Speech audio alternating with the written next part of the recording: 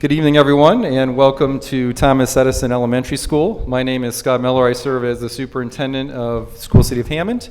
And it's our pleasure to host the Mayor's Night Out tonight.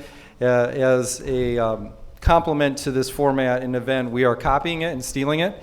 Next Wednesday night at Irving Elementary, we will have a Superintendent Speaks night.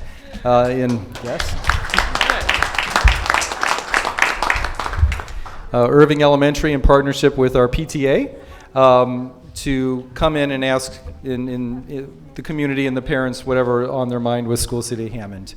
But without further ado, welcome to the Mayor's Night Out.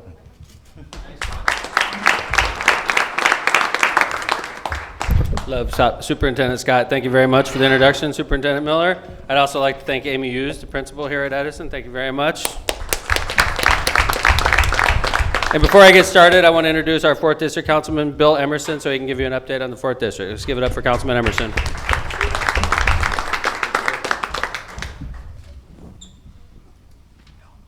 Well, thank you, Mayor. It has been a long time since I feel we've done this. And on a serious note, if you have been affected by COVID, I know some of you out there may have. If one of you or one of your family or friends was affected by it, from our household, we're going to keep you in our prayers. It's been a tough year, and actually longer than a year, I think. So anyway, that's what I wanted to say, that a lot of people are affected. We're all affected every day, but some people pay a bigger price than others. So on to some things that have been done.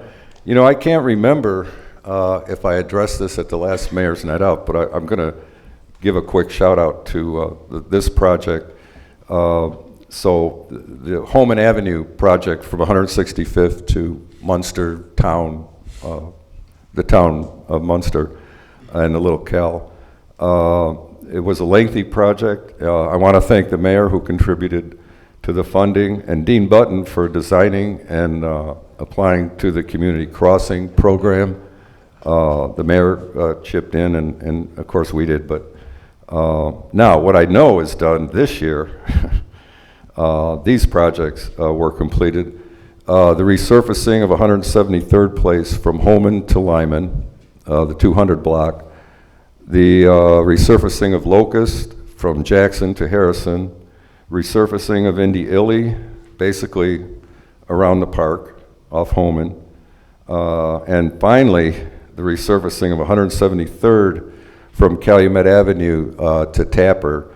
One lady called me up and said, why didn't you just do that when you did the rest of 173rd? And basically I ran out of money. That's why I didn't do it. But anyway, that really needed it. And what hasn't been done yet, but is scheduled to be done according to engineering, lighting on State Line 172nd Place to 169th. And actually it's a one-way going north. So, and then there's the little Calumet River Basin Commission's wall there for part of the, so I kind of suggested to engineering, but I'm not an electrical engineer, so, you know, whatever happens, whether they stagger them or whether they have it on one side, which I think, but I'm not qualified to do that. So we'll see what happens with that, but so far, engineering tells me that they're doing that. Also, $70,000 I gave for cutting trees in the parkway and on city property. So if you're on a list, please call the Parks Department. If you're not on the list, please call. If you're on the list, then hopefully they'll get to you. But there are some other things, and I just want to be real quick. Other projects not necessarily paid for by the city, but things that are developing in the 4th as we speak. And one is the South Shore is coming. And the reason I know that is there's a sign on 173rd. Well, I knew it was coming anyway. Lyman in 173rd for the station. You've all seen the sign. Maybe some of you have not, but it's going to be here. And the reason I mention it at all is the poles are being extended, and I'm guessing because when the electric train comes, they have to raise the service poles to make it applicable so the South Shore can go to the Munster-Dyer line eventually. So, and I'm sure it's going on in the 3rd District and everything else. So, and also, and I need the help of planning and development on this, 165th across the street from Maywood School, the old, I think it was the old Holloway Heating, new business.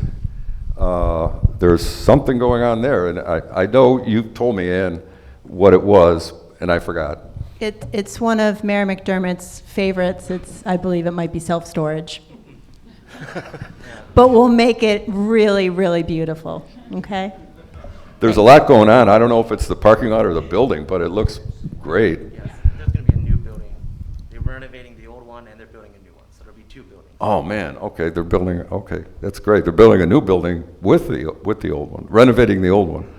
Okay, so now 165th and Calumet, that intersection, Dean Button was involved in overlaying it, and not only overlaying it, what I noticed on that, when I turned left to go down Calumet, I noticed there was something not right about that intersection, and I couldn't put my finger on it. Well, I did say it was not plumb, so it wasn't, it didn't seem normal. So what Dean did was restripe it so that it does appear to be normal now. And in the past, Councilman Tyler and I, we talked, we had a discussion that we were going to pool our 50-50 and rehab the street, overlay it. I didn't know at the time there was something wrong with that intersection, but Dean fixed it, and we didn't have to do that, by the way, because the Capital Improvement Board or whoever, it looks marvelous. I don't know if you've been there. Everybody drives over that a lot, but so it does appear to be normal because there's restriping. There's a left turn lane and on all 4 areas, so it's pretty good. So another thing going on is crack sealing, and it's going on all over the city, specifically in the 4th, Spruce, and a number of east-west streets. Harrison, Jackson, 175th, I noticed even last year was crack sealed. And the rap on that, and one lady called me and said, just one, that it was not aesthetically pleasing. And I said, well, it is what it is. It increases the life of the road, so that's why we do it. And it may not look as good as like a complete rebuild or an overlay, but it's really good. So that's going on in the 4th. And a shout out to NDOT for the Calumet Avenue 8094 ramps and resurfacing of the bridge. I say resurfacing, it looks like they're doing more than that, over 8094. So that's good. And one final shout out to Philly Steaks. Philly Steaks at 175th and Calumet used to be the old Subway, if you're familiar with that. And every time I drive by, there's cars in there, so I hope they're doing well. And that's the 4th District. So if you want to get a hold of me, or us, usually it's me, but someone may answer the phone. One way is to call the City Council, and Elizabeth Reyes will get that message to me, 219-853-6404. Another way is email me at wjemerson@yahoo.com, or go visit the website, Emerson for Council, lowercase.com, and I look much younger. I look really good because I'm 10 years younger. I have no gray hair, and so you'll see that picture. I got to get that picture changed. Well, maybe not. So the other thing is, the best way to get a hold of me is call 219-937-1032, the old landline. And as Ernie Dillon used to say, Tilden 71032. I don't know if it was Tilden, but for those of you that don't know what I'm talking about, long before we had area codes and prefixes, we had little letters that stood for a number. It was Tilden, or it was Torrance in Calumet City, and it was what? Westmore. Yes, Westmore was big. Yes, so those of you that don't know that, count your blessings, because then you had to find the W and the E. So anyway, that's how you can get a hold of me. 20% of the people still have landlines in this country, I read somewhere, and I'm one of them. So, you know, why when you can pay for 2 phones, because I have a cell phone too, you know, why just pay for 2 when instead you could do it with 1. So, but it's great to see everybody again, and I hope everybody stays safe and healthy.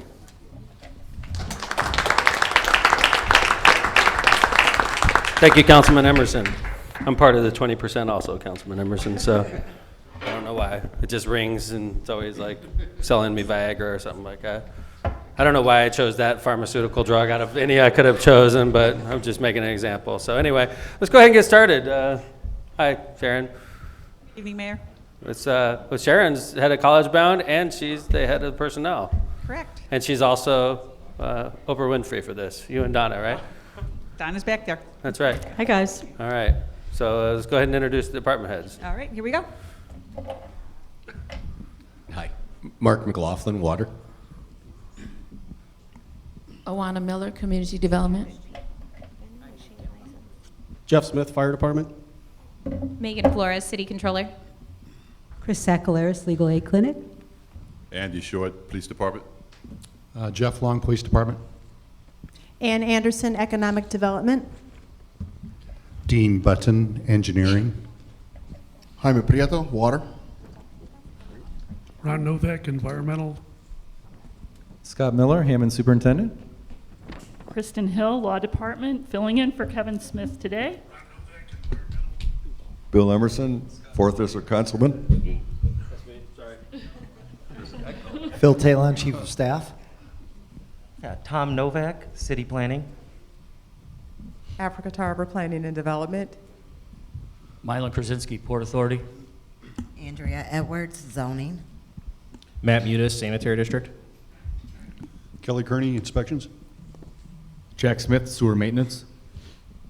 Johnny Perez, Public Works. Chris Campbell, Information Technology. Jim Talon, Park Department. Bob Vale, Building Department. There you go. All right, let's go ahead and get started. Mayor Tom, thank you for coming to Mayor's Night Out. It's our first one. When was the last Mayor's Night Out we had? Yeah, this is the first one in a school, though, in a long time. So again, I want to thank Amy, the principal here at Edison, and Superintendent Miller for hosting us. Let's give them a big round of applause, everybody. We only have 2 questions, which my staff would be thrilled with. If we only had 2 questions, it means we're running things the right way. That's the way I like to look at it. But if you want to keep this going, we do written questions in the back of the room. We have Eileen. Hi, Eileen. How you doing?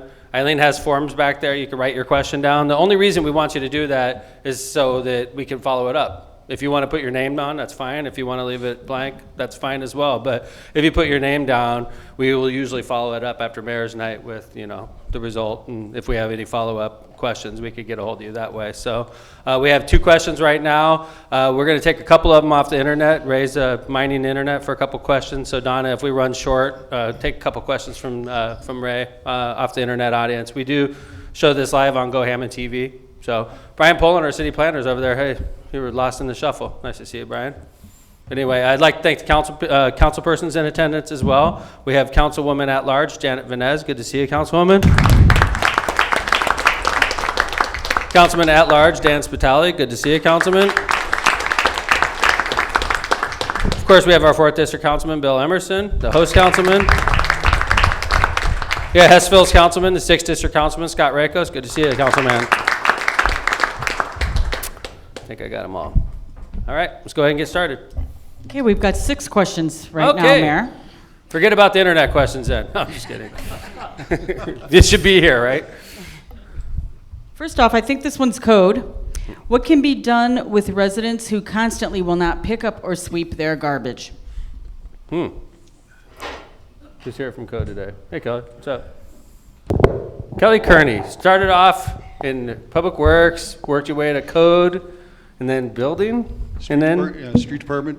street department. Street Department, then Jim Callahan's Assistant Building Commissioner, then Code, and then. Yeah, worked your way all the way up. It's great. How long have you been working with the city now? 35 years. Awesome. And a resident of the 4th District? I know you used to be a resident. Are you still? Still am, yeah. In Awesome. Slacker. Good job. 35 years. Now, what are we going to do about these people that aren't sweeping up after their garbage? It happens often, doesn't it? Why are you looking at me when you say that? There was an instance that. Yeah. We won't bring that up. The best thing you can do is, 311 app is excellent for these types of things, that you can remain anonymous and give the tip. The inspectors 311? Yes, the Hammond 311 app. The inspectors are on those all the time. If you want to call in and let us know that the address of the situation, and we can go out, and typically what we'll do is green tag it, tell them that they got a situation that they need to take care of. If they don't do it or continues, then they'll get a citation and a court date. Typically, nobody wants to go to court, so they usually comply at that point. The green tag gives them 10 days to correct the situation, and then that citation will follow. How bad does it have to be before you're going to cite? Usually you just say, hey, why don't you clean it up, right? Yes, the green tag goes a long way. It starts communication, and if anything, hey, why do I get tagged? It's just a warning. Green tag is just a warning, right? Just a warning, yeah, just to get the There's no attention. litigation or result, nothing like that. No, and again, it starts communication, opens lines of communication. Usually when you get a tip like that off of 311, is it going to result in a green tag, which usually results in them cleaning it up, right? Yes, yes. Right. Same thing with restaurants and stuff like that, right? Absolutely. And sometimes you'll call in for an address that gets tagged, and there may be other situations, and down the alley, it's only fair to tag them also, let them know that the same situation exists. So we don't Gotcha. just go to that one spot. Right. Try to be proactive. And then they're like, hey, my neighbor's even dirtier than mine. That happens all the time, yeah. Gotcha. Well, what about that person? Well, if we already tagged when we're out there, then we don't have to, follow up that conversation. Okay. Is there any follow-ups to this one, this question in the audience? If not, I want Chris to do a quick promo on Hammond 311. We haven't done it in a while. Yeah, there's a follow-up to this? Oh, hi. How you doing, sir?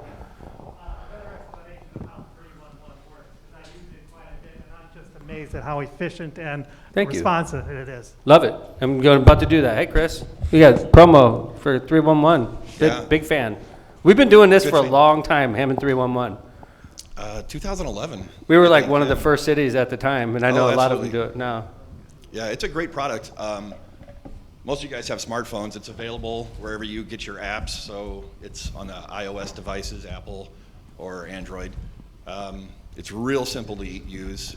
Uses GPS so that if you see a pothole or a graffiti or wherever you are, you're out and about in the community, you can take a picture of it, pick from like pre-categorized topics, and submit it to us.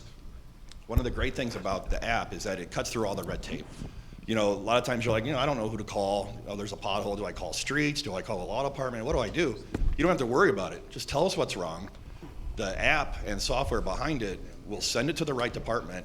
You'll get notified when we see it. You'll get notified when we fix it. And, tell your friends. It's a great app.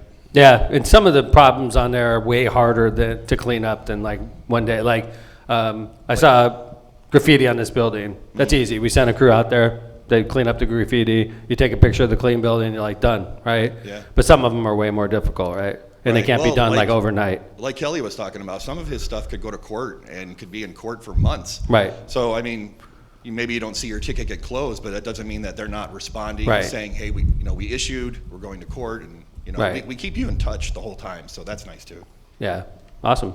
And this is what it looks like for those of you. Gotta look real quick. Okay, it's Hammond 311 on your app store, and it has the Hammond logo on it for those of you who can see it. Okay, it looks like that. It's the Hammond logo, and it logs you into the system. And if I do a complaint, it comes under Mayor Tom, and that gets results. But sometimes I test the system and do it anonymously. So like if you do a complaint, would I get the same reaction from my employees if it wasn't Mayor Tom putting in a complaint? It works both ways. I do it often anonymously.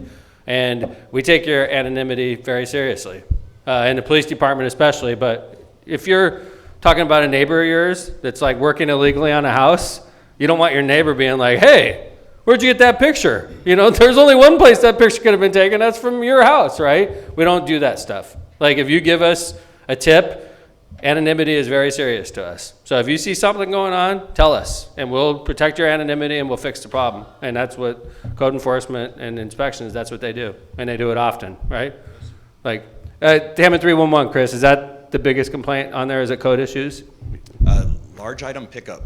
Large item pickup, that's Yeah, Public Works. people love throwing stuff away, and they just want that picked up, so. And they That's want the it biggest now. one. Yeah, please Come get this couch. Get this couch, get this old TV, that kind of stuff. Like now, right? So large item pickup, code enforcement second then, or? I would say code enforcement second. Yeah. And we can also do crime tips. Thank you. Yeah.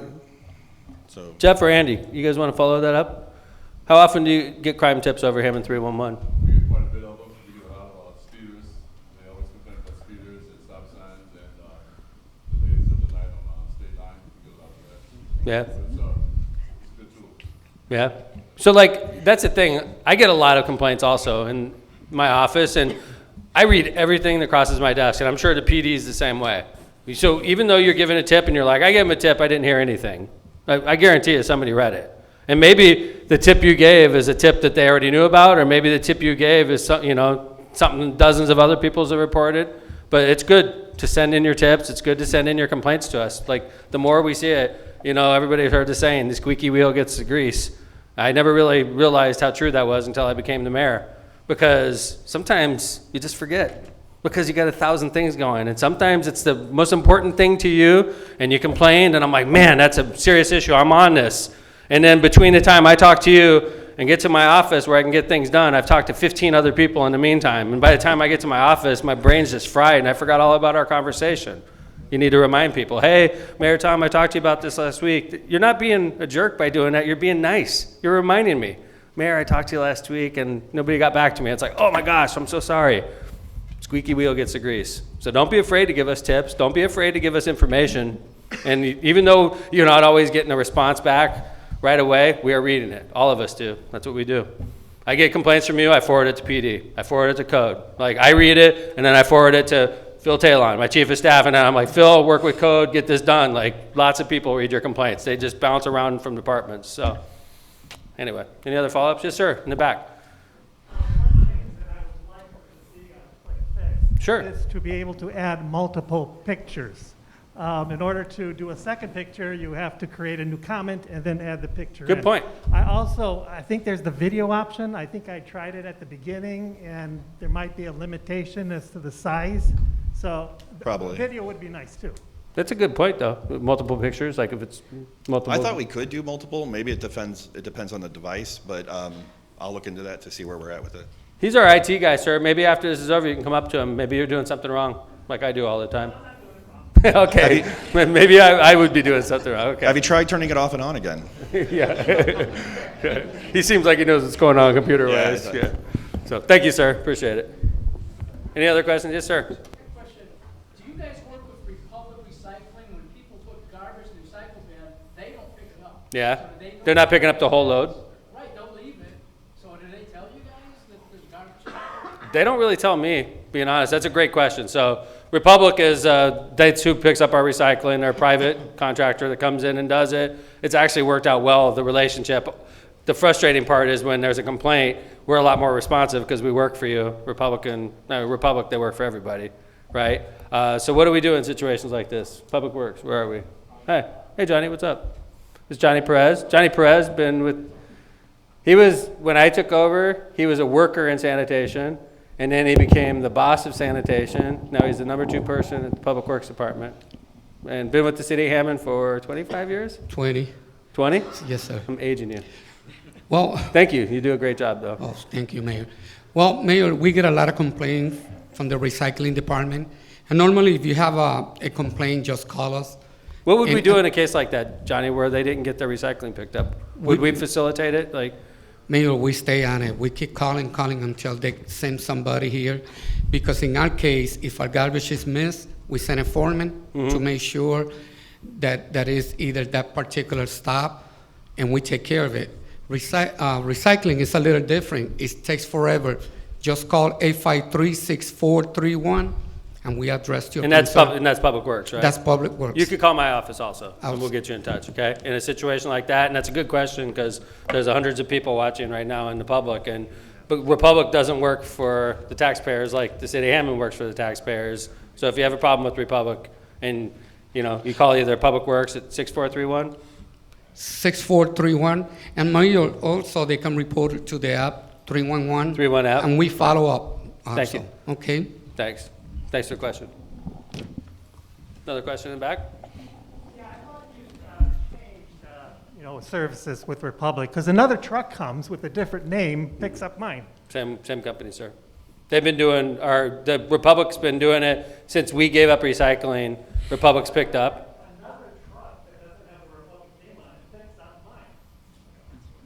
They bought out 5 other organizations, the names have not been changed on all the trucks. There you go. Okay. Thank you. I got to keep up with my recycling. But thank you for that. I appreciate it. And if you have an issue with Republic, you give me a call. They respond to us, and they should respond to everybody. But they definitely respond to us because we control the contract. So if you're having a lot of trouble, please call the mayor's office. We'll take care of it. Great questions.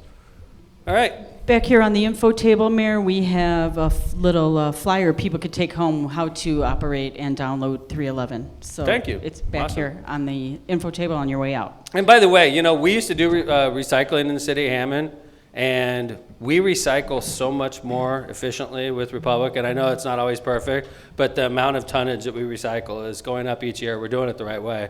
Republic's definitely done a better job than the city of Hammond did in that regard, but, you know, it's not perfect, so we're always working on it. So thanks for the questions.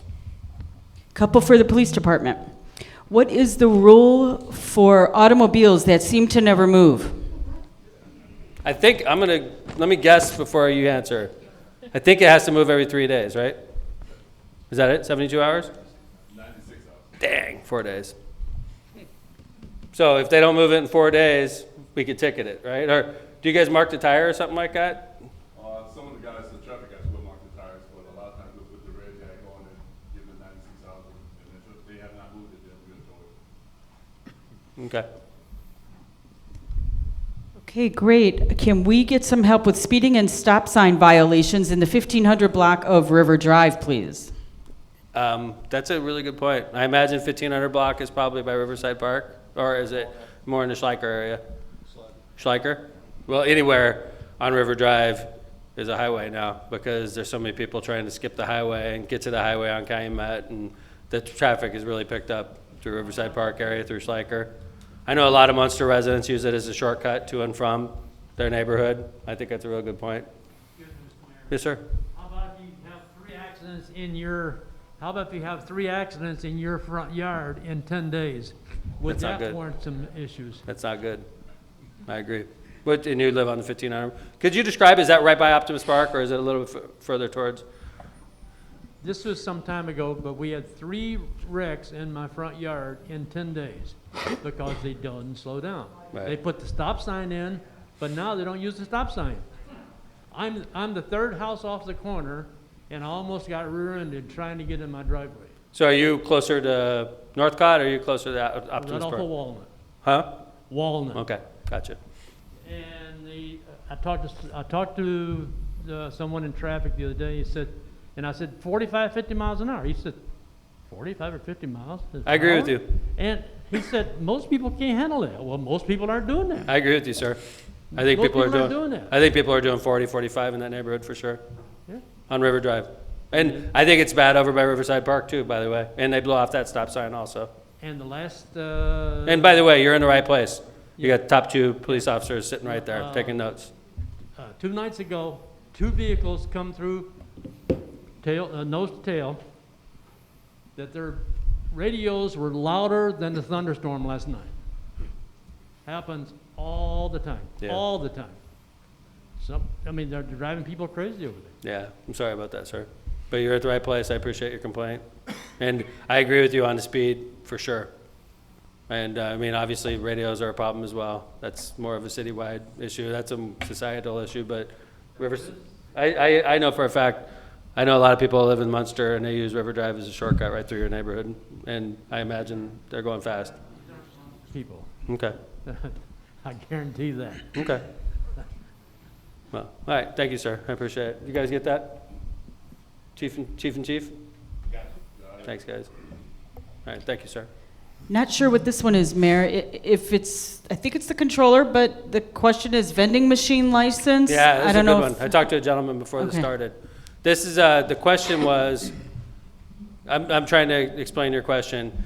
There is a number of vending machines in the city that are unlicensed, right?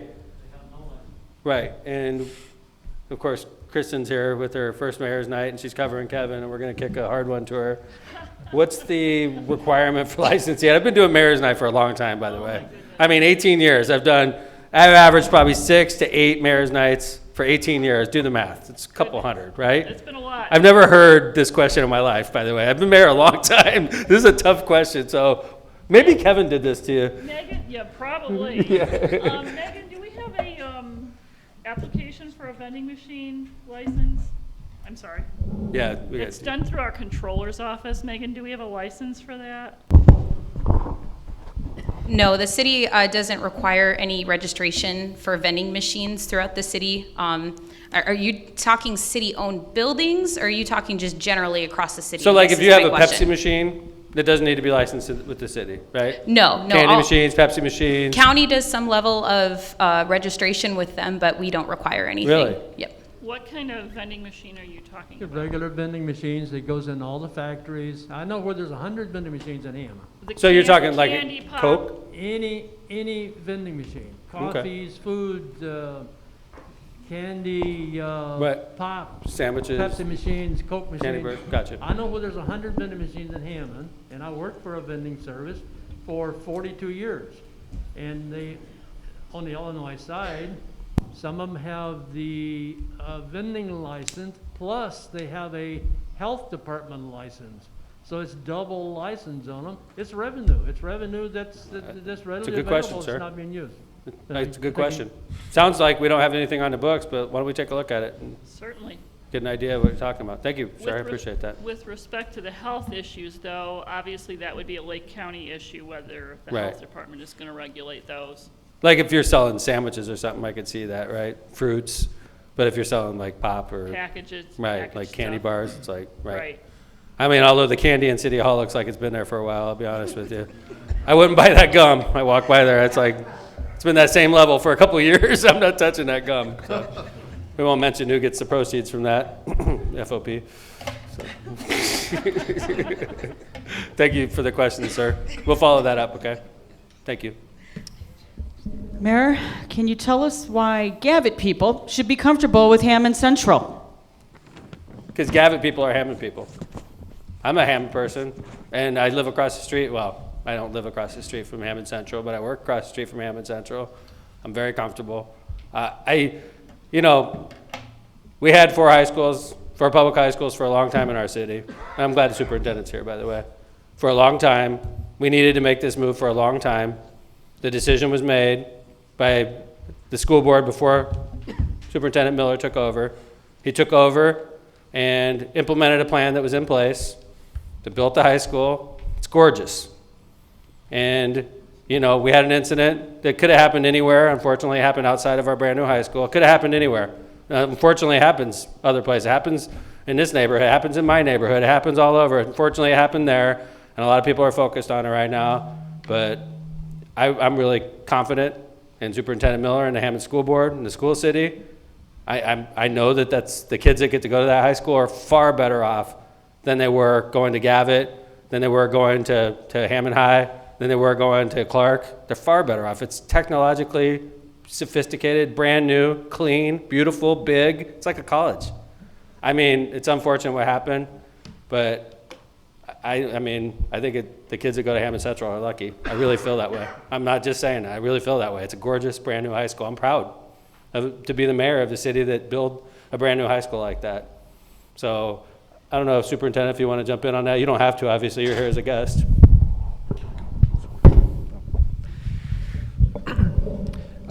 We had the honor of having the U.S. Secretary of Labor come through, Marty Walsh, on the Monday before Hammond Central opened. Prior to that, he was the mayor of Boston, and he said that was the nicest school, that bar none, that he had been in his entire career. Just numbers-wise, to be straight, there's less than 200 Gavitt students that are going to Central. All the rest of the Gavitt students are going to Morton. So I would love to provide the same sort of facility experience and time at Morton I that agree. we have I agree, at Scott. Central. I don't want there to be the have and have-nots in Hammond. Scott, that's a really important point you bring up. I think the kids that go to Hammond Central are luckier than the kids that are going to Morton, and because Morton is 1970s building, 1970s, 60s, excuse me, and you have to go through. In fact, once we start lessening our restrictions and we do our mayor's night out in the 3rd district, we'll do it. Hopefully, we can do it at Hammond Central so the community gets to see it. It's beautiful. It really is. It's way nicer than the law school I went to. It's way nicer than the college I went to. It's gorgeous. I'm sorry, I didn't mean to interrupt you. No, that's a great point. I don't think I can top that, but I really welcome the community too. We're going to have a lot of events coming up. We're going to have a lot of, we're going to be doing Frozen, so you can bring your kids to it in the new Walter J. Watkins Black Box Theater coming up in November. Hope to see everybody there. Thanks, Superintendent. I don't know if you want any follow-up on that question. I'm willing to talk. We know we were all expecting, when I say we, it's the collective we, Hammond officials were all expecting some type of growing pains after decades of having our kids go to 4 separate high schools. And I really, outside of the incident that happened that we all hate, and thankfully nobody's seriously injured. I think mentally, a lot of people are injured mentally. There may be some PTSD issues because that's a scary thing. But realistically, one kid got hit in the arm, scary, went to the hospital. The other kid got the same shot, hit his leg. Scary. But the fact is, gun violence is plaguing our society. It's plaguing our city. It's plaguing our society. Like Central today had a gun scare. It's just, back in the day, you would never see guns involved in schools. Back in the day, you would never hear about shootings on the highway, and that's a new thing now. So like, until we get serious about gun violence in America, we got to put up with this crap, unfortunately. And we do our best in the PD, and they're great. They really are. They're out there, and we're even more active out there now. I feel real good about what's going on inside the schools. And then when the schools get out, obviously School City's doing their job trying to get the kids out onto the street, and we're out there catching the kids when they come out and making sure they get home safely. It's a team effort, but gun violence is plaguing America. Is that a closed campus? They cannot leave at lunchtime, right? That is correct. Thank you. What was the question? We didn't hear it back here. I'm sorry, this, for TV, the question from the audience was, is the new Hammond Central a closed campus? So kids can't leave once they come on. Superintendent Miller confirmed that it is a closed campus. Thank you. And this kid, by the way, has been through the system before. The thing that's great about a new high school is it's got great technology. And the thing that's great about City Hall, which is where the kid ran right by, is it's got great technology. Within 2 minutes of its situation, we were pulling tapes. In Hammond Central, we were pulling tapes in City Hall. We had a positive ID on the kid within like a half hour. We knew who he was by face. He was not a student at Hammond Central.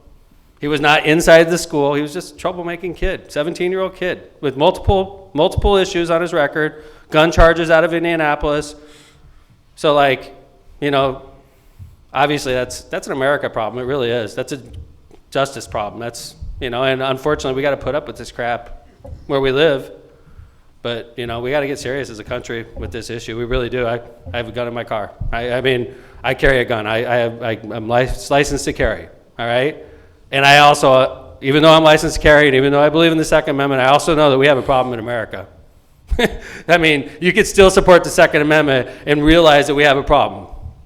And it's so crazy that politicians are so afraid, when I say politicians, talking collectively, they're so afraid to touch gun control laws that we had a young man killed. I believe he went to this school, Noah Inman.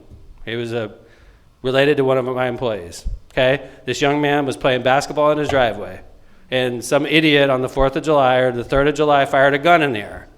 And I guess he thinks that the bullets magically go into orbit and they never touch the ground, right?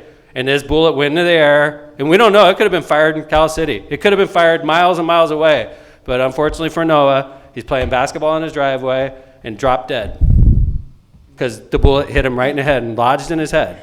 So we go to the Indianapolis State House, and we say, this should be a felony. If you catch anybody shooting a gun in there, it should just be an automatic felony. Can't we reasonably agree that that's not safe gunplay?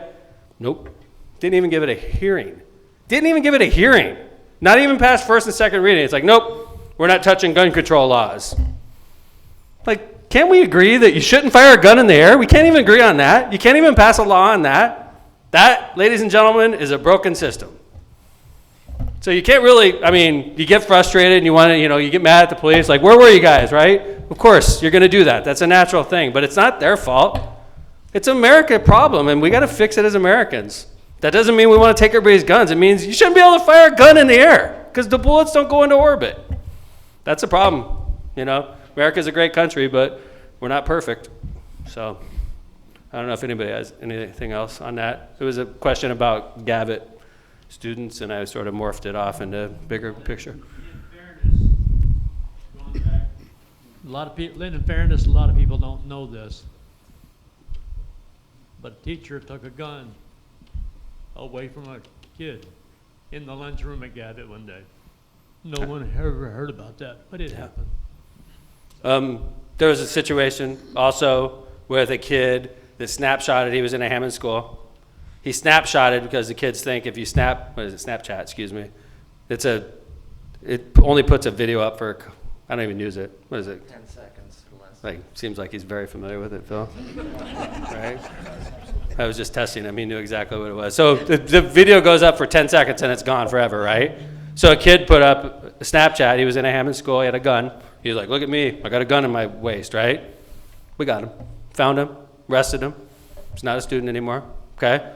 I mean, that's all we could do. And then what happens is this kid will just be back on the street 2 weeks later. The kid, the 17-year-old, we got caught with a weapon.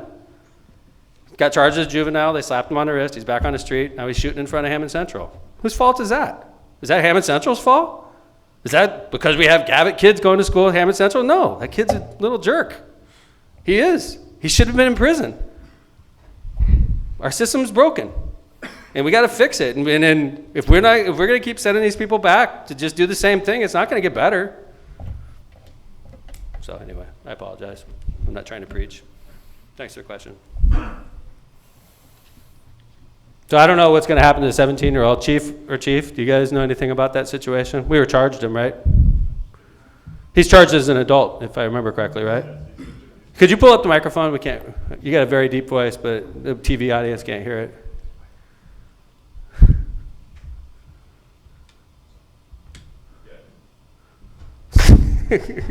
it. Send IT over there, okay?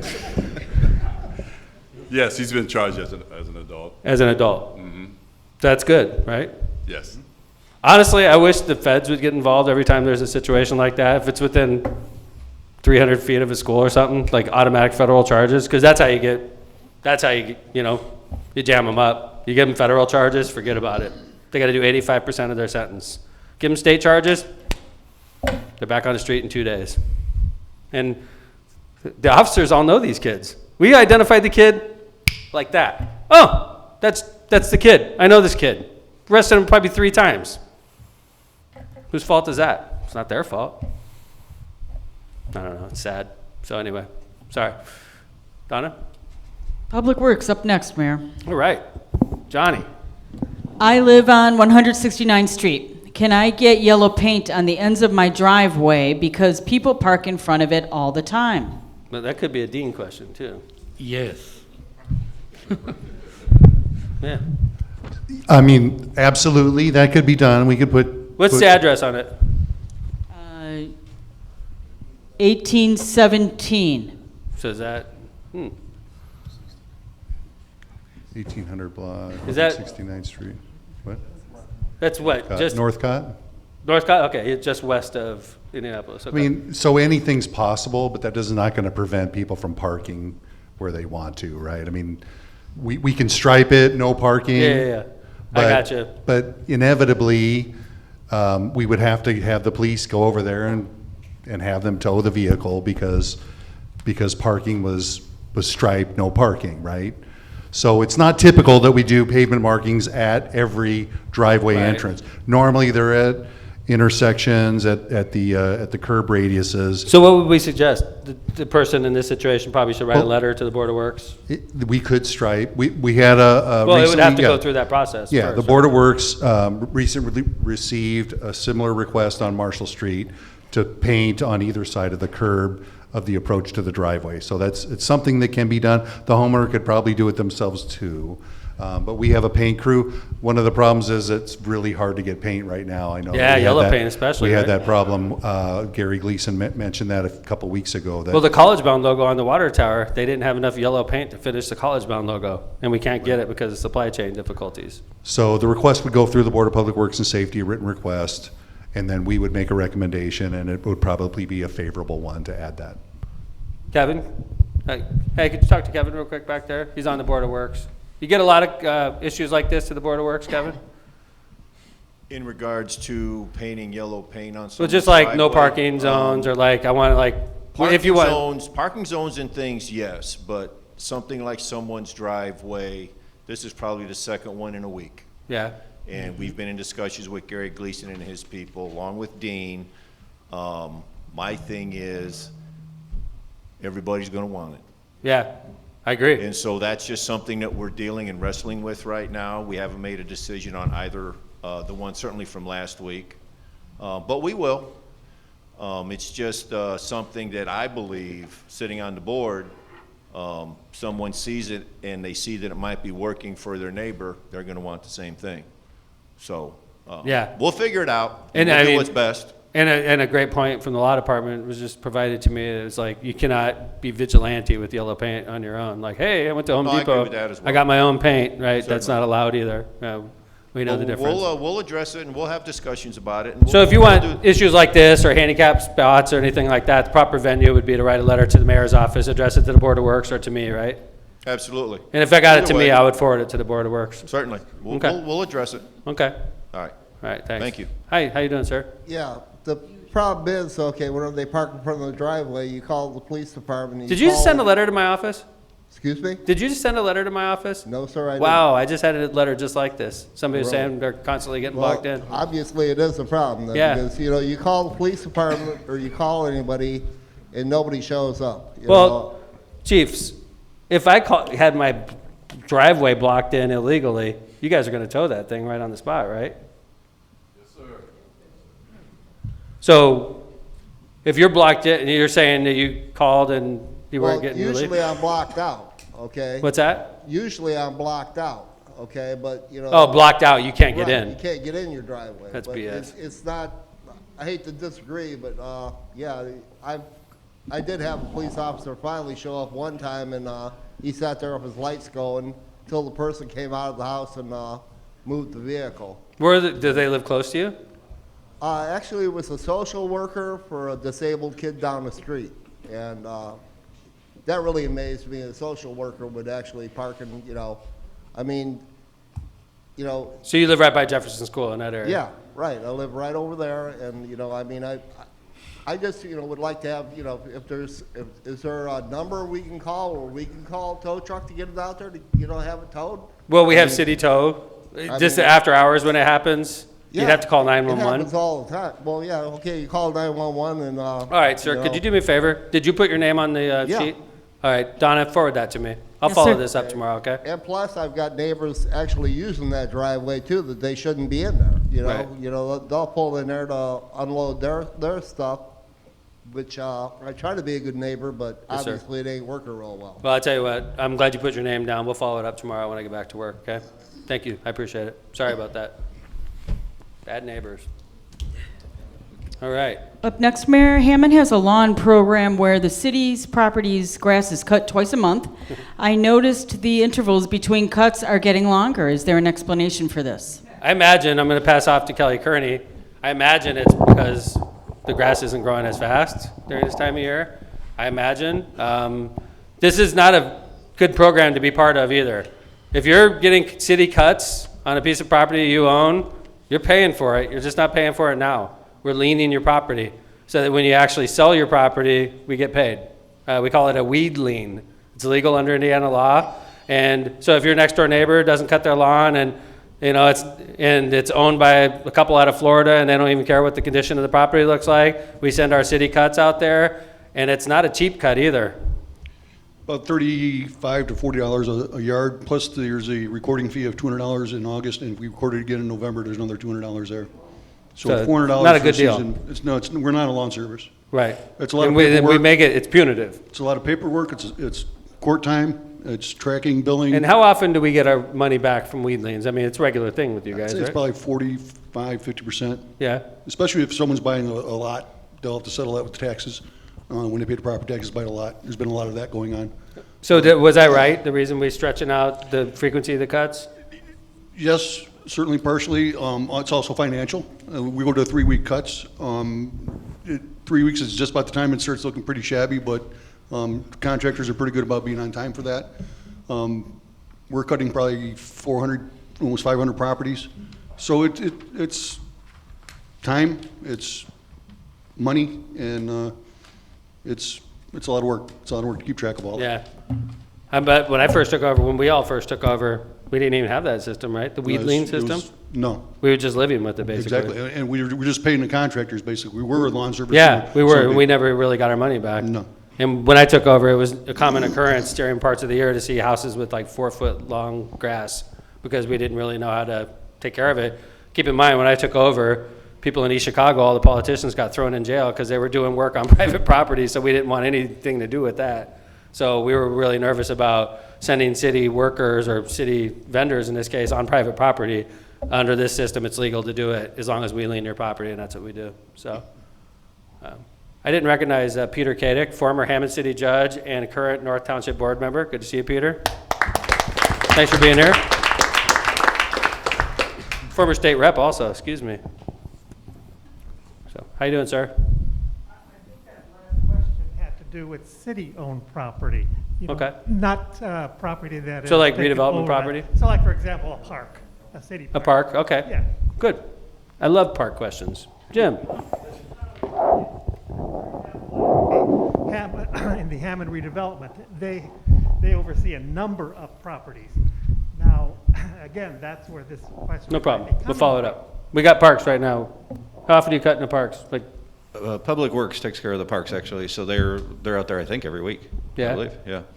what do you, but your guys that are stationed in the parks, We usually take care of the inside of a baseball field that's in, but the outside of the fields will be Public Works that handles all the cutting. okay. Hi, Africa, how's it going? Want to talk about redevelopment properties? How many properties do you own in redevelopment in Africa? There are quite a few. Like what? At least 400. 400? Yeah, there are And then quite a mostly few. homes, commercial? I mean, is it a mix? It's a mix of a lot of lots that homes may have been demolished and we may have acquired it. At the point in time I started working for redevelopment, we had a lot of properties. We acquired additional properties, sometimes for development, or we may have acquired it for another reason. It is our policy to cut on a very regular basis. We have a lawn care service as well as we have someone on staff that cuts. And then I know that building department helps us out as well. So we have like 3 people cutting our properties. And your property, when we cut it, we don't ever get paid back, right? That's money No. that's gone. That's just money that's gone. Because we can't lien ourselves. Correct. So that's total money loser for us.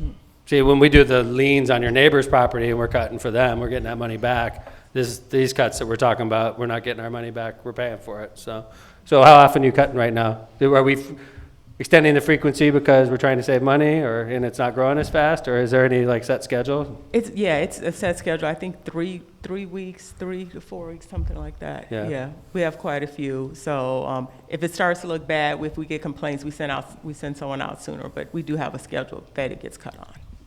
Okay. On program, the Hammond Lawn program was to have it done twice a month.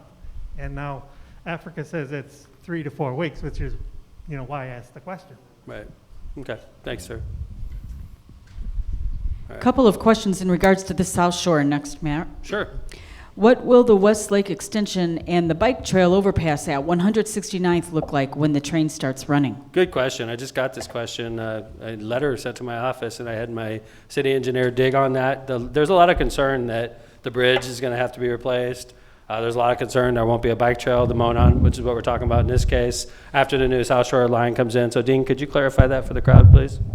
Yeah, So we're talking about the Monon extension going down right adjacent to the bike trail. Yeah, so NIPSCO's been out there doing utility relocations.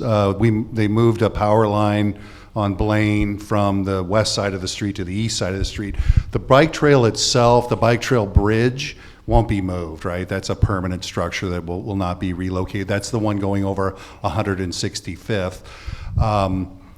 And then there is going to be some realignment of the paved trail north of 165th because the Monon, or the Westlake is going to come straight through where the Monon rail line was, and the bike trail sort of meanders through there, and we just it needs to be straightened out, and that's all a project cost. That's not a City of Hammond cost.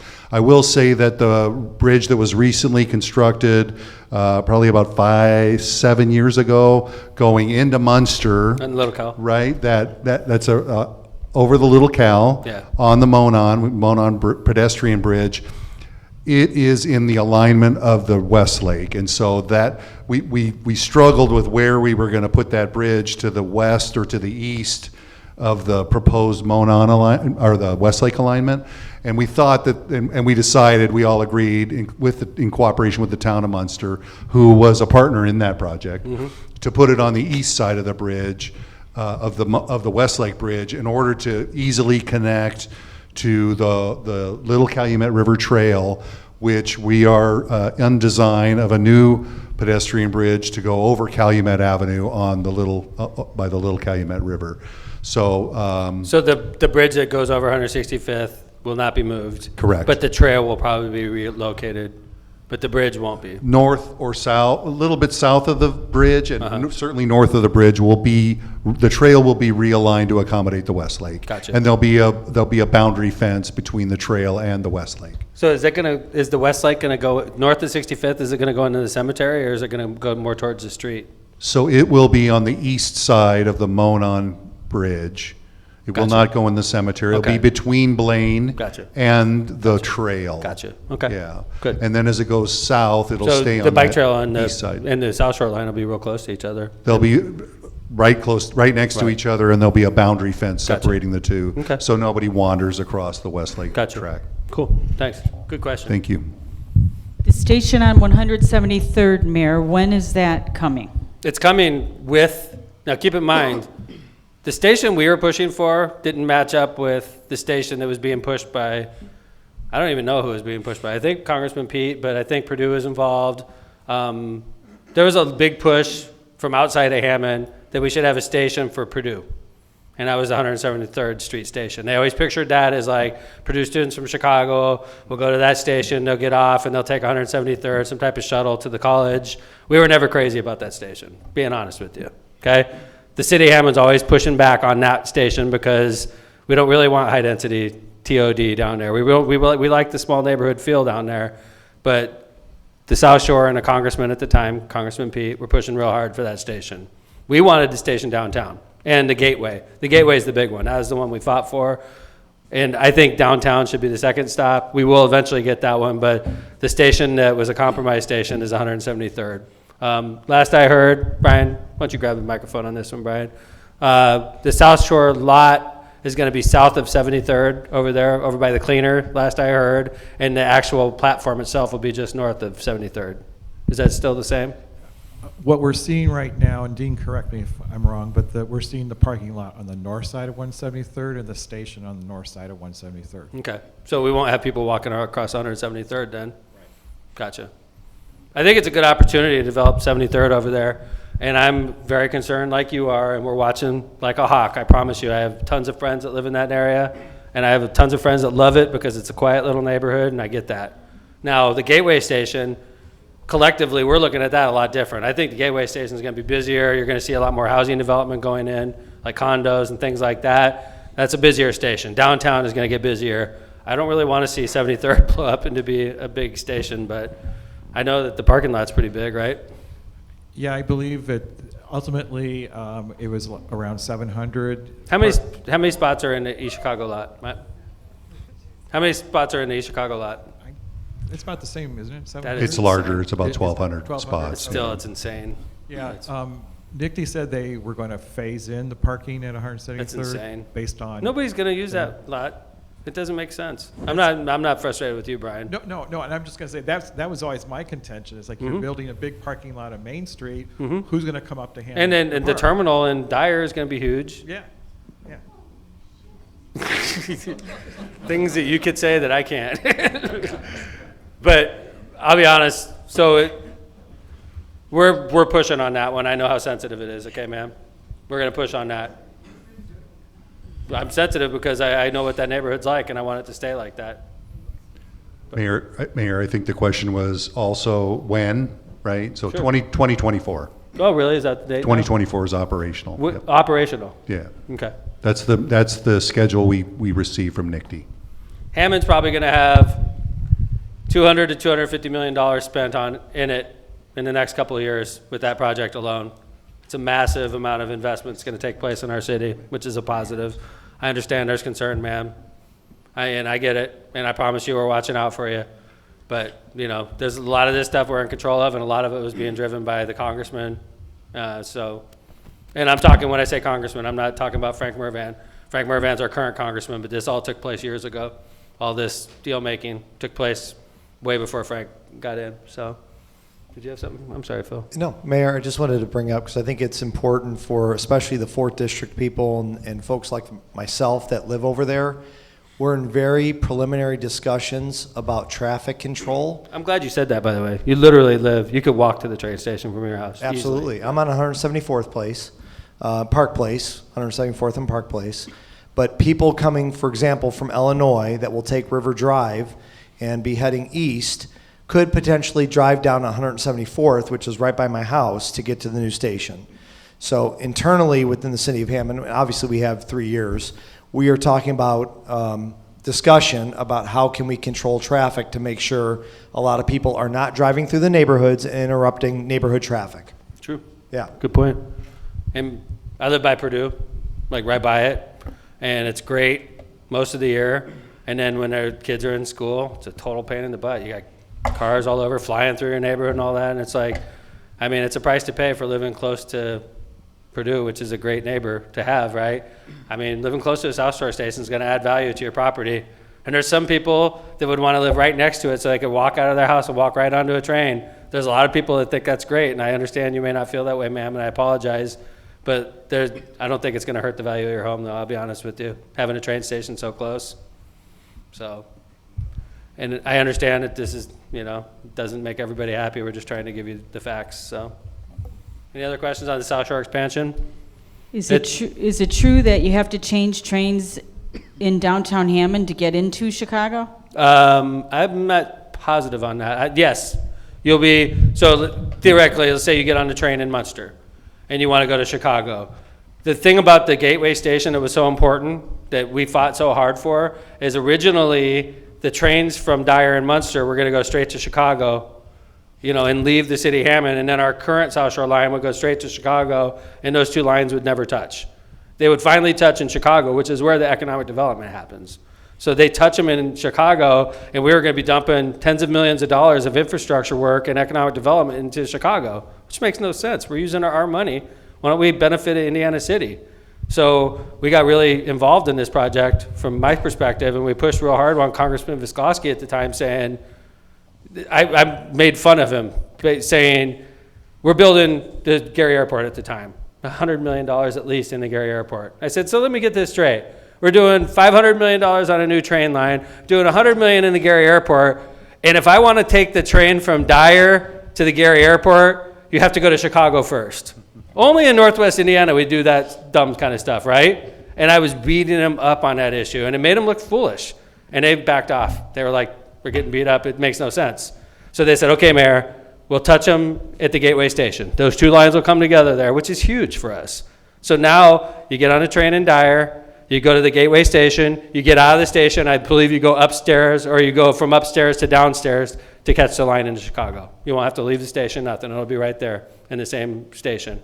And you also have the option to go to the Gary Airport, go to South Bend, go to the Dunes. So you could go from Munster to the Dunes without taking a car. I mean, we don't think like that. We think of train, Chicago, Chicago back to my house. There's nothing that says you can't go east and west once you get to the Gateway Station. So that's why I think it was important to fight like that. And it costs a lot of extra money to build a Gateway Station, but it made sense, and that's why they did it. So I believe you do have to get out from the north-south line to get on the east-west line. I'm pretty sure you do. Brian, Dean? So occasional service will go direct from Munster all the way to Chicago, but there will predominantly, it will be, as you said, a trip back and forth between Hammond and Munster Dyer. And the pleasant surprise about this, it's an electric line too, the north-south, right? That shuttles back and forth multiple times a day. So even though, so one of them may not go to Chicago, it's not just gonna sit there at the Gateway Station. It'll go, stop at the Gateway, everybody will get off. Some people from Hammond may need to go south, take the train, drops you off in Dyer. You know, and I imagine hopefully we can start getting our act together on the buses, and we can have buses going in and out of the Gateway Station and all of our other stations. So when you get off the train, you might be able to get onto a bus and go places. So we got a lot of work to do, but I think this is a good project ultimately for our city. Yes, ma'am. So Mayor, tell me, are you still in negotiations with NERC, not NERC, NICD? No. I mean, No, this is, so it's just said and done. I mean, there's nothing else we can do about this. not really. I mean, little things here and there, ma'am. But this is all like, this stuff has been baked for years, 5 years, probably. Do you remember, Councilwoman, when we approved that? 5 years? Because I can remember when they had the posters and, you know, you went and you talked about it. And, The public input sessions, yeah. and we got a chance to say whether we liked it or not. And we said we didn't like it. And Well, no, they weren't asking about, do you want the project? They were saying, what do you think about the project could be better? And how could we make it so that you could peacefully coexist? This project's going, ma'am. And I'm just being honest. I'm not trying to be disrespectful, okay? no, that's fine. I'm just giving you the news. But it just really gets me because it's the people coming from the south that are coming up this way. It's not people coming from Hammond that are getting on that thing. I mean, I live in Hammond. I drive downtown to get on the train. I'm not going to go over there. Oh, I drive downtown too, ma'am. I mean, But I know people, I know a lot of people, the Hammond residents that take the train every day to work. that's what I'm saying. Right. So it's not Hammond people that are going to get on 173rd. It's the folks that are coming from the south that are afraid to go to downtown Hammond because they might lose their car. I mean, let's get real. I agree with you. I'm sorry. No, I appreciate it. And I hope you're not taking, I'm just trying to be as factual as possible. This project was a go probably 5 years ago. I mean, we weren't on board. I wasn't on board. And then I saw where the tea leaves were lining up, and it's like, I could stay on the sidelines, we could stay on the sidelines and not participate, or we could participate and make good things happen for our city. Because if we didn't participate, they would have built 2 lines going to Chicago like they had planned originally. This project was gonna go no matter what. So we decided to make as good a deal as we can, ma'am.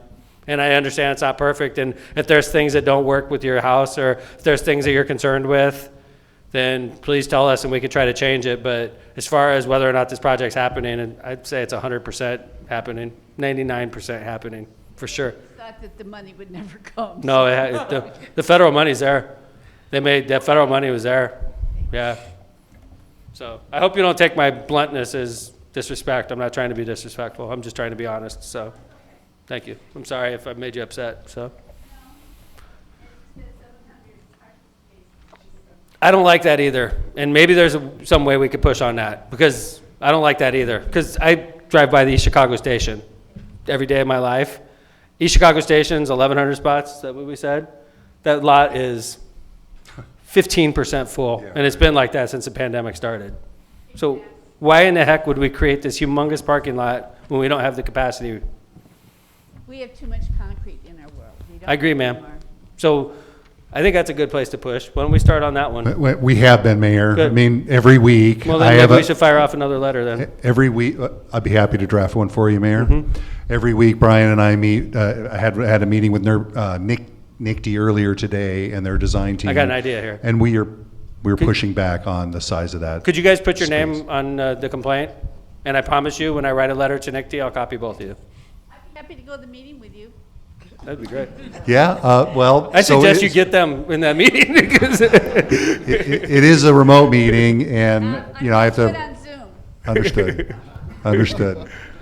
Could you guys do me a favor and leave your address and names, and then I'll make sure you're copied onto a letter that we send to Nick D. I promise you, I totally agree with you on the 700 spot parking lot. That's crazy. that was coming from outside of Hammond. I don't know where, I have an idea, so thank you. All right. That's a good pushback, Brian and Dean. That's a good place to push. We're doing our best. That parking lot's we can. way too big at It is 700 way- spots. We couldn't agree more. Why can't we start at 350, right? Something like that, 300. Well, I mean, there's a lot of detail. I'll brief you on. I there. know. There's a lot of bureaucrats involved. So they did it, the environmental impact statement, and they followed the FT. This is their story, not my story. The Federal Transit Administration guidelines, and this is what determined the size of the parking lot at that station. And just about every meeting, we tell them that your parking lot's too big. Your parking lot's too big. You got to make that lot smaller. Okay. And that's from Kevin. I want to start Smith. ramping it up, though. I want to send them a letter that says this parking lot's way too big, and we don't support it. Happy to draft Okay. that letter for you, Mayor. I think that's a and good for your compromise. input. Let's try to keep it closer to 300. And take a couple pictures of the East Chicago parking lot and say, you guys got 150 cars in that parking lot if you're lucky. And you're going to put 700 cars in 73rd? It makes no sense. That worked in the city and are home now. I mean, You know, NICD meetings are in Michigan City, but you guys put a little caravan together. Just saying. I got no problem with I'll it. give you the address. And the date of the meeting? Yeah, just leave your names, okay, guys? I'll make sure you're copied on the letter, okay? Thank you. All right. Anybody else have a question on South Shore line extension? All right, let's go. Here's one from Facebook, Mayor. Oh, Facebook question. Is there any way to place a semi-divider at 173rd and Calumet to prevent illegal turning in the Dunkin' Donuts? Across from the Walgreens, I've witnessed so many accidents. 173rd, put a... Calumet. Right. So, so I got you. So they're supposed to be in the turn lane to turn on 173rd, except for they're cutting short and going in the parking lot there, right? Yeah. There's a bunch of crazy situations. Like my neighborhood, I'm not minimizing this. My neighborhood, since all the police officers are here, 175th and the Boulevard, makes me insane when I see people trying to turn left off of that and cutting off all the traffic. Did we write that one down for Got it. Facebook? That's a good one. Let's make sure we get a copy of that to the police. Yes, Okay? sir. Any other questions? River Drive, especially the 1600 block to Northcott, needs snow route signs. There used to be there, then the street was redone, but now they need it again. Hey, Johnny. Is that still a snow Johnny's route? busy today. Got some River Drive issues. Yeah, Yes. right. It's probably Gary giving us all the questions. Yeah, I think so too. Maybe what we can do, we can look into it and talk to our sign department and see what was done before on that street. Thanks, Johnny. Phil wants to cover something that's coming up tomorrow. If you're not aware, tomorrow at 5:30 p.m. in downtown Hammond at the Hub, we are having a special event to talk very specifically about the Holman Avenue redesign project that's coming up. I know you've probably heard a lot about it over the last year. This is, of course, a redesign that was inspired by Jeff Speck, the renowned planner that we brought in from Boston that's looked at downtown Hammond and come up with a lot of changes that he believes we should make that is really going to change our downtown, make it more pedestrian friendly, and in the end, bring a lot more people to downtown and hopefully create an environment that you see in other downtowns in similar towns and cities around us. So if you're available, come to the Hub tomorrow, 5:30 p.m.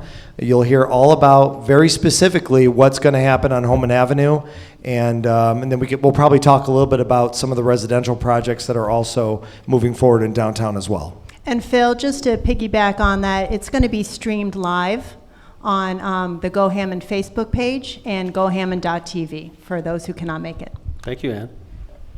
Thank you also, Phil. All right. Mayor, the trees on 169th Street were never put back after the work about 8 or 9 years ago. Will they be put back and when? What part of 69th? 1800. That's over by 1817 to 1821. What happened, Dean? You weren't here yet. Not guilty. Could you address that to Dean and Jim in Parks and see Yes, if there's sir. something we could do to make the citizens on 169th happy. Everybody likes trees, myself included. So we'll follow that up. Thank you for the question. We've completed the written questions. Wow, we flew through. Follow-up questions, anybody? I want to say thank you to Scott Miller for working hard in our schools and letting us come in here. Oh, we got one last question. All right, hot off the presses. Update on Franciscan Hospital, please. Ugh. We were so close. You know, I don't think they're very nice. I don't have many good things to say about the Franciscans. I just don't. I hope they're watching because they're mean people. They don't care about the poor, then they're bailing. I go down to Crown Point. I go to wealthier places of Lake County, and they're building $300 million brand new hospitals. You go down to Munster, you see Franciscan brand new buildings all over the place. I go to Crown Point, and I love Mayor Dave. Him and I are good friends, but Franciscan has like community events, and they have like, plazas dedicated that they paid for. And in Hammond, they're like, yeah, people just don't want to be downtown anymore. I'm a Catholic, and it's sad to me that when you hear on Sundays about serving the poor, and then you see a bunch of people that should know better that are just, I don't know, it's sad. I don't have anything to update, but they're moving. They're not looking back. I think they're taking a playbook out of what they did in Illinois, which was they did this in Chicago Heights. And I know the mayor of Chicago Heights, we sell water to him. They said, Mayor, this is what they're going to do. They're going to move out. And in Chicago Heights, they moved out of Chicago Heights, a very diverse city, and it's poor. It's a very, similar characteristics to ours. And then they're right next to Olympia Fields, which is very urban, very upscale, country club type of atmosphere. And the Franciscans over there said, you know what? We need to move St. James. People don't want to go to St. James anymore. So we're going to shut this hospital down. We're going to open up a brand new one in Olympia Fields. And so I talked to the mayor of Chicago Heights when this went down. He said, I guarantee you this is what they're going to do, Mayor. They're going to set up a meeting with you, and they're going to offer you money. And they're going to try to pay you off so you won't say anything, and you won't be mean to them. Because what they're doing is despicable. And after I talked to the mayor, I got a phone call from Franciscan, and they came into our office, and they're like, hey, we're willing to give you guys a lot, but could you please stop beating us up? And I was snickering to myself. They're doing the same playbook they did there. There's land in Hammond to build a hospital right now. They could have if they wanted to. They didn't want to. They want it out. They don't want to serve Hammond. So, and they got lovely people that work for them. Of course, Sister Mary Jean is a lovely lady. I hate being mad at a nun that served her whole life.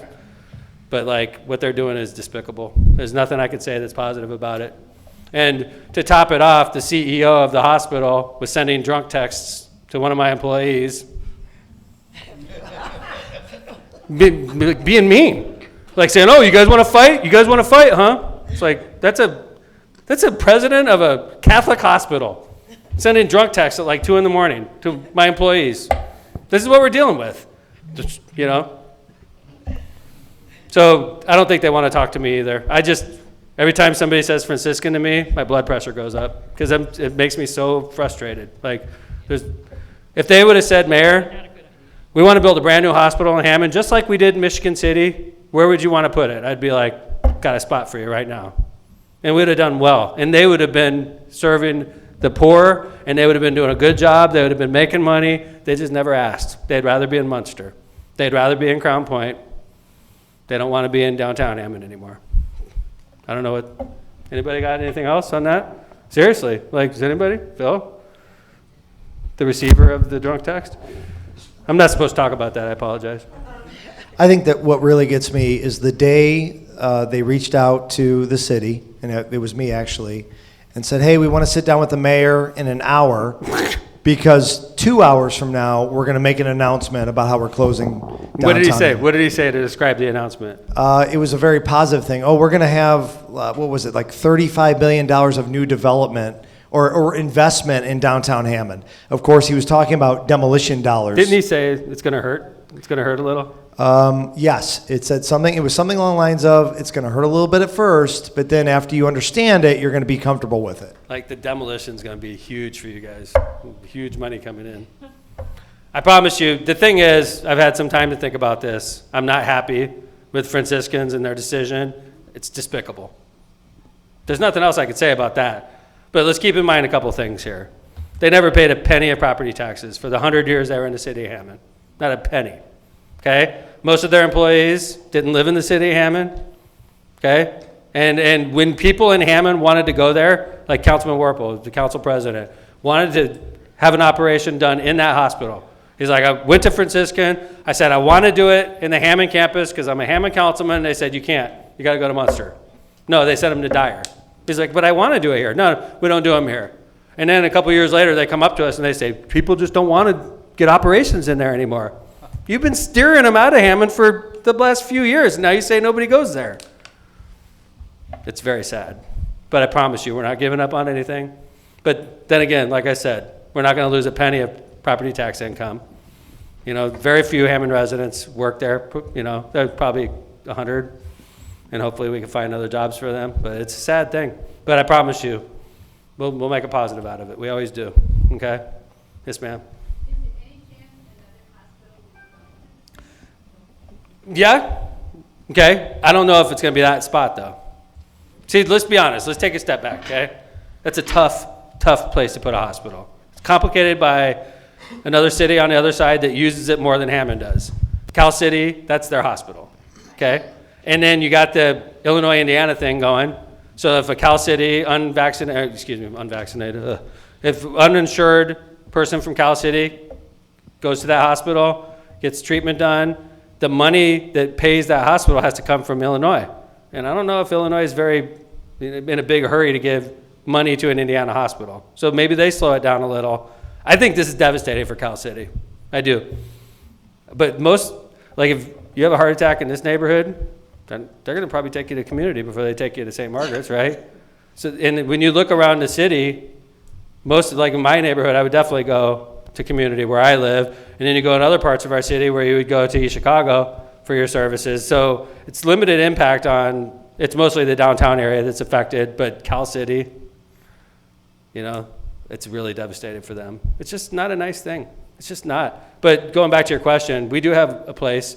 Michigan City, the model they did over there right off the highway, for those of you that have been on 8094 through Michigan City, Franciscan built a brand new hospital right on the highway there.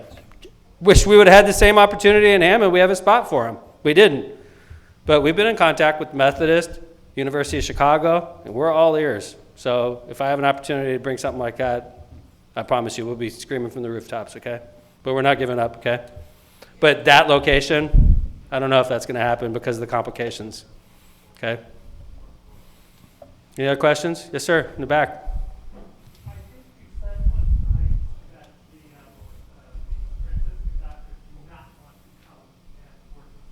Yeah. No, that's what they were telling us, sir.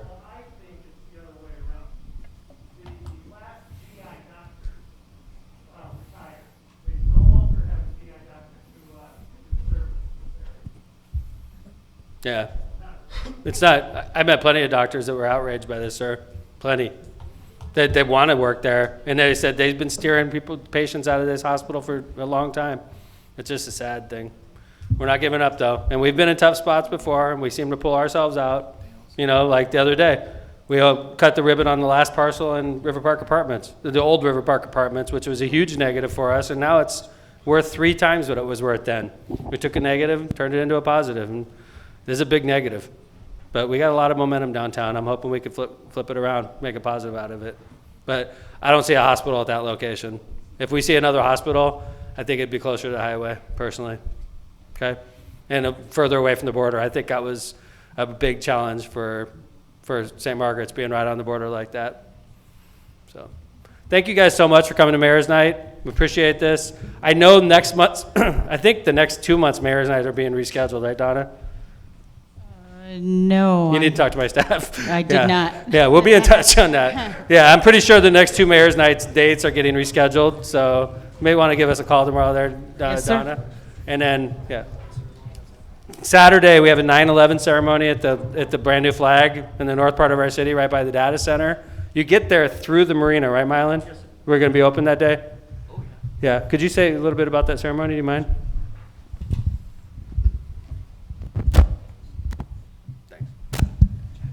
Sure. I'd like to thank Donna and Jill and the events team that helped us put this together. They did a great job. Thank you very much. Appreciate it. And we have it's going to be a great program. It's not going to be very long, we promise you, but it's going to be very moving, very touching, and it'll commemorate that event from 20 years ago. Yeah. Something horrible that happened, but we need to remember. And as everybody knows, we're never going to forget. Nope. You come through the marina, we're going to have staff placed along the drive to show you how to get back to the data center and the parking lot and to Yeah. the flag. If you haven't seen our data center, it's pretty impressive. And then the flag that you probably haven't seen up close, it's the biggest flag you've ever seen up close. It's worth it. It's really cool. It's supposed to be Yes. beautiful that day. What's that? 9 o'clock. 9 o'clock. 9 a.m. Yep. There's a Notre Dame opening day that day, so I'm managing to pull them both off. So I'll be there to talk to a lot of people beforehand, but I might be in a hurry after. Sir? I just wanted to thank Councilman Emerson for having street paved. I appreciate it. He's a good guy, isn't he? In there, and it's gone now, so the cabinets in my house don't shake from the truck. Congratulations. I appreciate you. I appreciate the team that works so hard to provide for the residents of Hammond. Keep us on our toes. Squeaky wheel gets the grease. Don't be afraid to call my office, and we take your confidentiality seriously. Thank you guys. See you at next Mayor's Night Out. Nice to talk to you.